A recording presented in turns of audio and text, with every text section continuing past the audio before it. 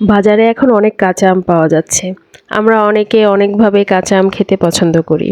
কেউ কাঁচা আমের শরবত খেতে পছন্দ করি, কেউ কাঁচা আমের আচার খেতে পছন্দ করি, কেউ বা আমসত্ত্ব।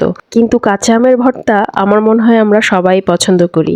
পাশে বসে যদি কেউ কাঁচা আমের ভর্তা বানায়, আমার মনে হয় যে খায় না তারও ইচ্ছে করে একটু ট্রাই করে দেখার। তো সেদিন চাট মশলা দিয়ে কাঁচা আমের ভর্তা করেছিলাম, বাট চাট মশলা দিয়ে কাঁচা আমের ভর্তা যে এত মজা হয় সেটা আমার জানা ছিল না। তো সেই রেসিপিটাই আজকে আপনাদের সাথে শেয়ার করব। হ্যালো এভরিওয়ান, আসসালামু আলাইকুম। সবাই কেমন আছেন? আশা করছি সবাই ভালো আছেন। তো চলেন সবাই আমার সাথে রেসিপিটা দেখে ফেলি।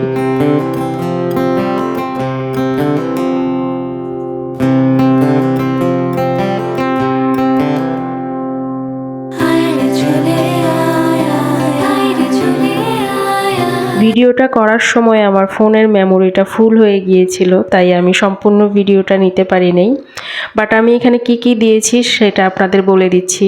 এখানে আমি 2টা কাঁচামরিচ কুচি করে দিয়েছি, তারপর স্বাদ মতো লবণ দিয়েছি, আর 1 চামচ শুকনা মরিচের গুঁড়ো, 1 চামচ চাট মশলার গুঁড়ো, একটা লাল পোড়া মরিচ, একটু তেঁতুল, আর সর্বশেষে আমি এখানে একটু মধু দিয়ে দিচ্ছি। এরপর এটাকে খুব ভালোভাবে মাখিয়ে নেবেন। বাস হয়ে গেল।